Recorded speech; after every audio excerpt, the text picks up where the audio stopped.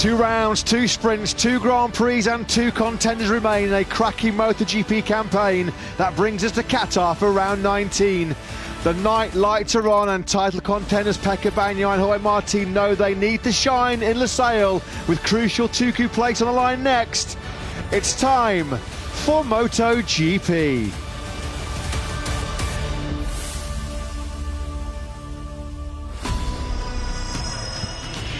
So built nearly 20 years ago now, back in 2004, hosted the historic first night race in MotoGP back in 2008. It's the spectacular Losail International Circuit, 5.38 kilometres in length, 3.343 miles,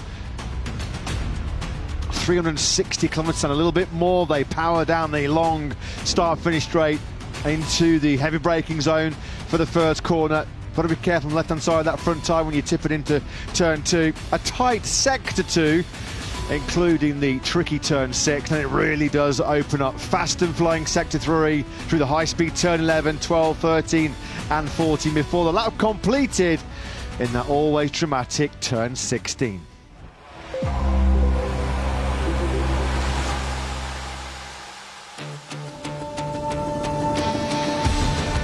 Well, good evening from Qatar and welcome to the Qatar Airways Grand Prix of Qatar as we get set for Chapter 19 in this fascinating MotoGP story in 2023. As world champion, Pecco Bagnaia can feasibly successfully defend his title here this weekend under the spectacular night lights of the Losail International Circuit here in Doha. It is always one of the most special sights on the Grand Prix calendar. Of course, traditionally, we come here for the opening Grand Prix of a season. But huge renovations, a massive revamp of the paddock and facilities here in Qatar means we are here 20 months later after our last appearance here in March 2022. And this morning, in the opening free practice session, it was Jorge Martin with a little bit of a nerve settler on what's potentially the 2 biggest weekends of the Spaniard's Grand Prix career. He comes here into Qatar 14 points behind fellow Ducati star Pecco Bagnaia with just 2 rounds remaining, 37 points on the table here in Qatar.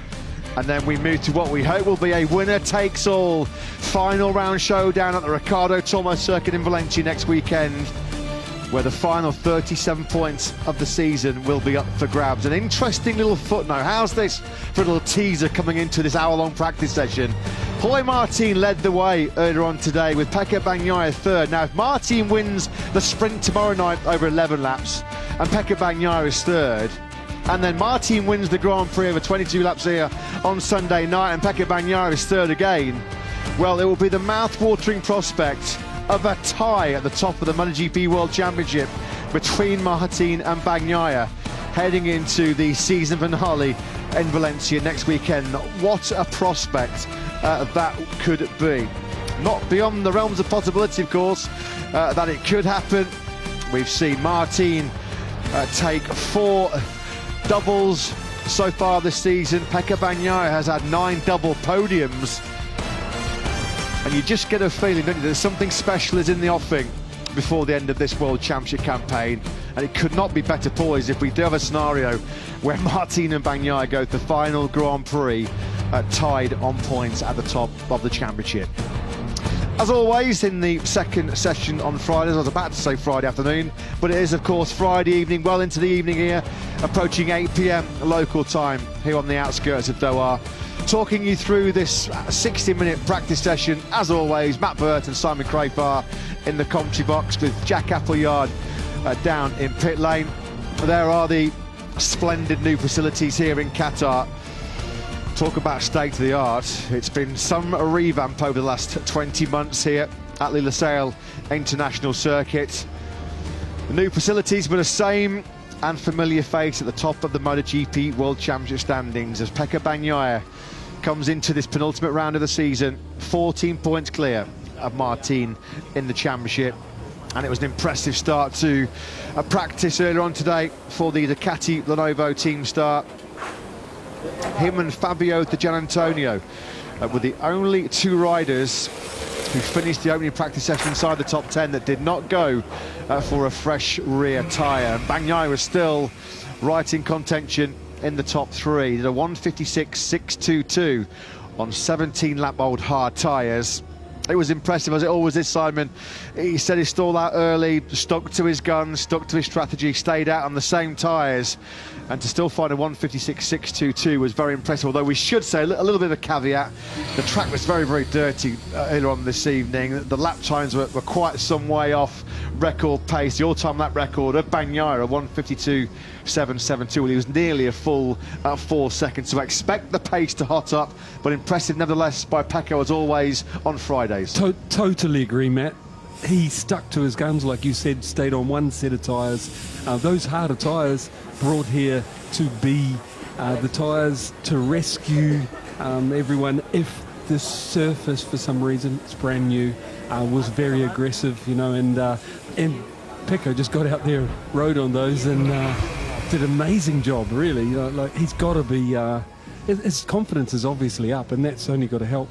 Well, it's a time for cool heads in the World Championship at the top of the standings. Ooh, but there was some hot heads earlier on, wasn't there, Simon?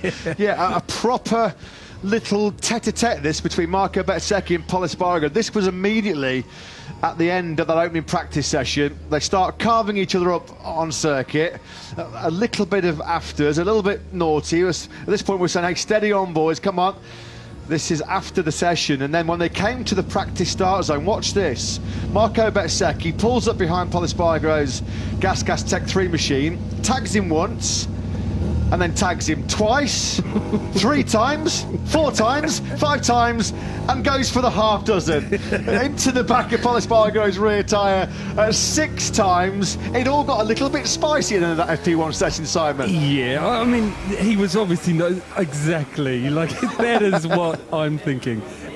There was obviously a bit of a squabble on there, but it wasn't a fight, you know, they weren't, he obviously got upset by something that Pol did, and then harassed him, and Pol was like handing it straight back. But really, it won't be anything lasting. It's just kind of like, don't do that, you know. It was kind of. When you see it again, you have to kind of laugh about it, because he didn't just sort of tag his rear tyre once, he went for it 6 times. Yeah, harassing him. Yeah.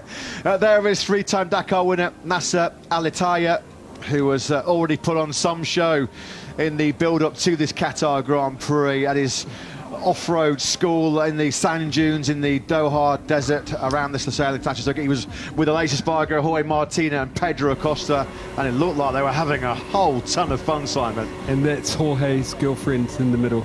Yeah, and Jorge's manager Albert Valera as well. Those two have got some anxious days ahead, haven't they?